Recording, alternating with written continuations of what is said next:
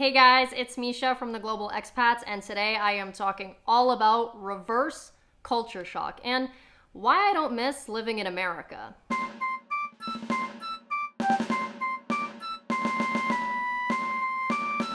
And yes, I am wearing last year's 2020 fashion where I am dressed up on top and wearing sweatpants on the bottom.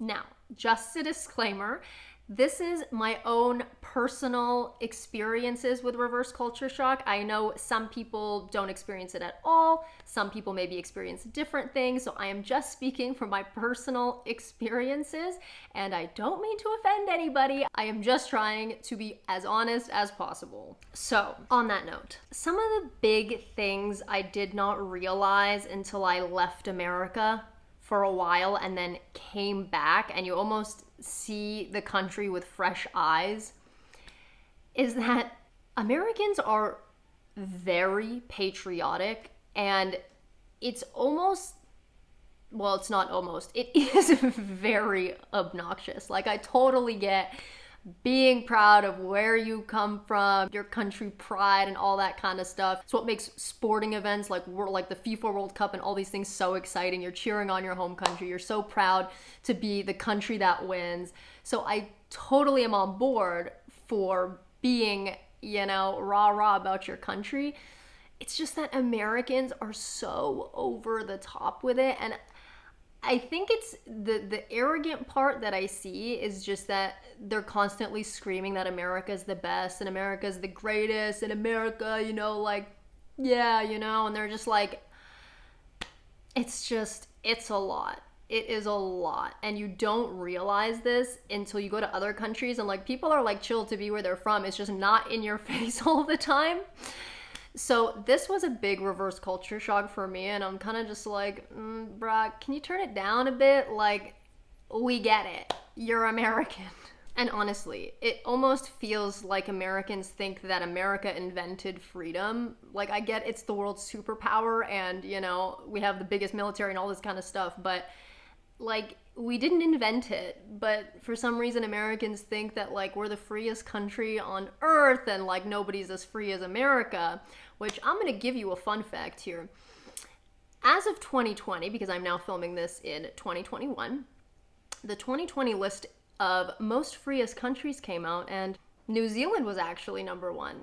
So definitely not the freest as much as we like to act like it.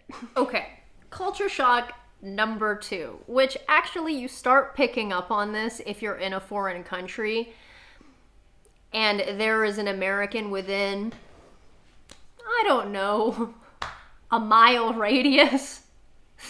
We are so loud. Like, when I'm in Italy or any other foreign country, I know when there's American around. I can hear them. They're there. I can hear them. I can spot them. It's almost like my radar's like, where are you?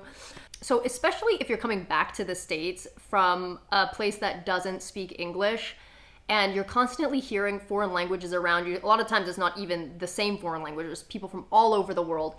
And you just hear all these different people, but you're kind of just sitting with your own thoughts because you can't understand anybody if you're on like a plane or a bus or a train or anything like that, or in a restaurant.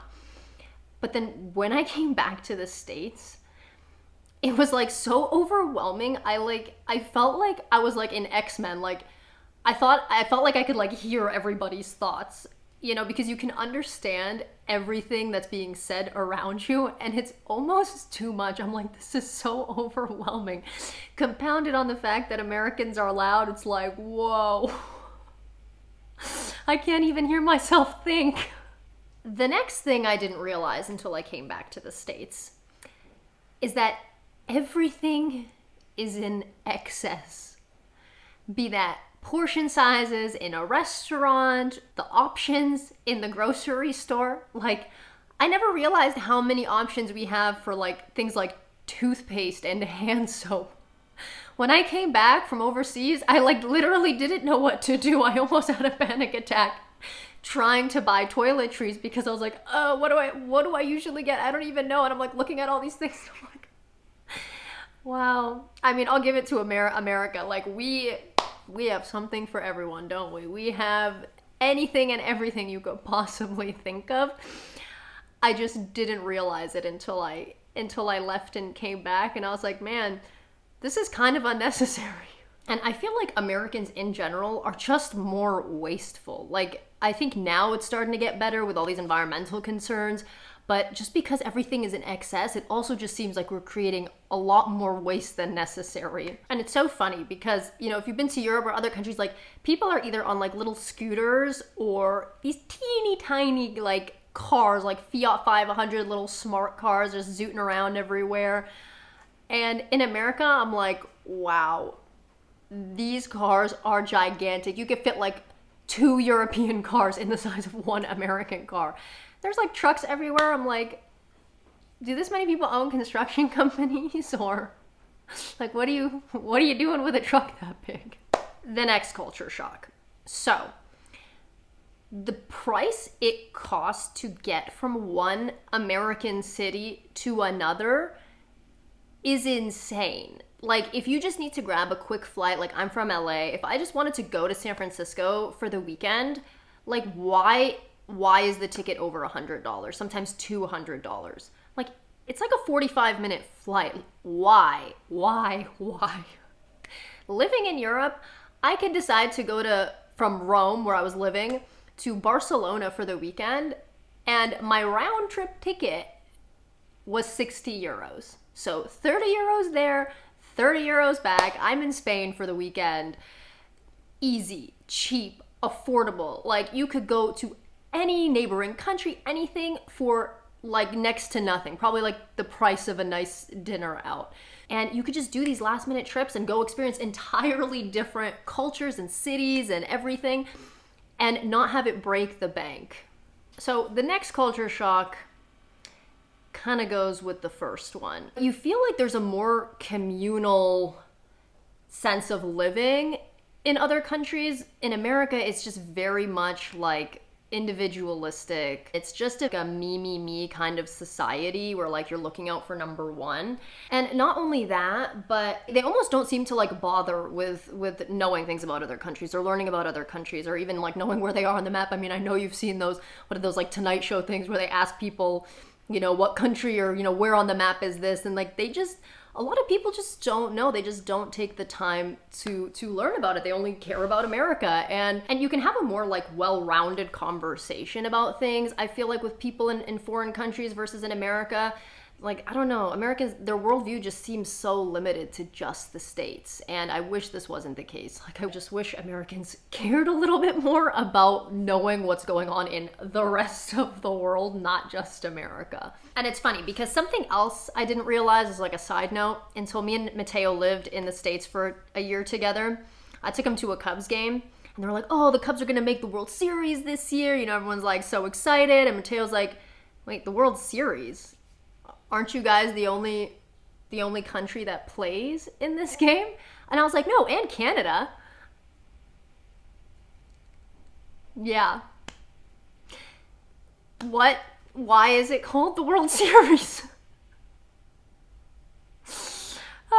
Anyway, I digress. Another thing I don't miss about living in America is the fact that, and like it's pretty much known around the world, that Americans live to work. Their whole lives are centered around their careers, and that's like the top priority. Again, I know not all Americans, but this is just the general consensus that people see like about America, which I can see it now too, is that, and I'm all for like ambition and, you know, like wanting to make a career for yourself, like, but in like Europe and other countries, like everyone does their work. Like people do really well. They start companies, businesses, you know, they excel in their careers, they get promotions, but it's not like what their whole life is centered around. Like there's a much more emphasis in other countries around spending time with your family, even when it comes down to vacation time. In the States, I think most people only get around like 10 days of vacation off in every year.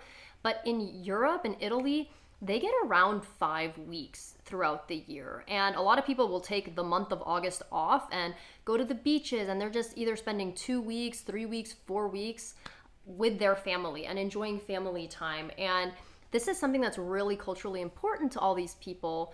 And I just feel like in America, we don't really have that emphasis. And I wish people in the States did get more vacation time. I mean, there's studies done that now, like people are granted before coronavirus, like in a normal work year, there's so much leftover paid time off that people just aren't taking. They're not even using the very few vacation days that they have because, you know, they're working so hard, and it's like, you know, more power to you. But I mean, you got to make sure you're enjoying life along the way. And I feel like because there is like so much pressure in America, like in the workforce of, you know, your job should be the main focal point of your life.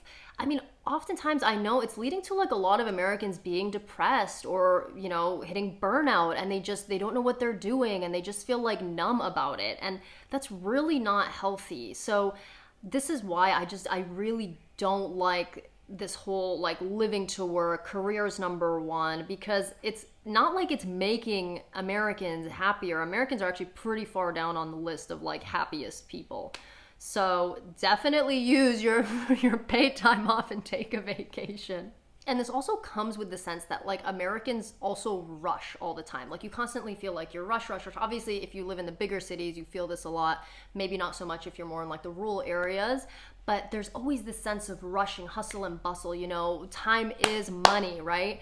And even something as simple as in Italy, like, and a lot of other European countries, they won't bring you the bill if you're sitting in a restaurant unless you ask for it, because people can sit and eat for 2-3 hours just enjoying their time. So you have to ask for the bill. The waiter's not going to come in, like you don't even have to still be ordering stuff. They'll let you stay. But I know in the States, it's very much like you sit down, you get your food, you eat it, you're in, you're out. Like, you know, do you need anything else? I've brought you the bill. Here you go. Bye-bye. Like, we need the table. So yeah, definitely don't miss that about the States. Another thing that's actually a pretty big one that I don't miss about living in America is healthcare. I mean, when you're in the States, I feel like there's this constant fear, like because there's not really public access to it. If you get into an accident or whatever, if you don't have insurance, like you're basically gonna have to like sell a house, sell your car, sell everything to pay for the medical bills. And I just find this insane for the fact that America is the best country. Like, I don't understand how this hasn't been sorted out yet. The first 3 months Matteo was with me in the States, I hadn't gotten a job yet. I was like in the process of being hired, and I did not have insurance because I got kicked off my parents' plan because I was over the age of 26, or I was like just turning 26. So he came, we did not have insurance, and I cannot tell you how stressed I was for those 3 months before my work insurance kicked in. I was like, I can't even get a scratch, like nothing can, I was trying to be so careful, and the two of us were going around, and I was so stressed because if anything happened and I even needed to go to a clinic or something, like I don't have the money to be shelling out thousands of dollars just to see a doctor, you know? So being in other countries, you don't have that stress. If something happens, like there might be a bill, but it's not anything outrageous. And something I definitely don't miss about living in America is the normalization of debt. And again, I know this doesn't apply to everybody. I know some people live debt free, and like to all 5 of you, congratulations, like really good job. But just this like credit card debt and mortgage and student loans, like, oh my God. It's just so normal. The one thing that shocked Matteo when me and him got together was the fact that I had so much debt for my student loans. And he's like, whoa, like what? He's like, you could buy a car with that. And I'm like, yeah, I know, but actually, I'm actually one of the lucky ones because this is pretty low to what some people take out for their student loans. So like, I'm one of the lucky ones. And he's like, this is insane. And in other countries, in Italy, like university is either free or it's very low cost, and they're good educations, they're good degrees. And I'm not like, America needs to get it together with the student loans. People are graduating and basically have to pay off a car or a house. Like they can't get their lives started. Credit card debt is normal. Everything is just so expensive, and you're never out of debt. I feel like people for the most part live in debt their entire lives, and they're always living outside their means. A lot of the times at no fault of their own, like they're just trying to follow the steps society set out for us. but it's definitely something I do not miss, the normalization of debt in America. Okay guys, that is it for my video on reverse culture shocks and why I don't miss living in the States. So if you've had similar experiences or maybe different reverse culture shocks, I would love to hear about them. I hope no one got offended. I didn't mean to offend. This is just my honest opinion. But if you enjoyed this video, be sure to give it a thumbs up or a thumbs down. That would be kind of mean though. So I'll see you guys in the next video.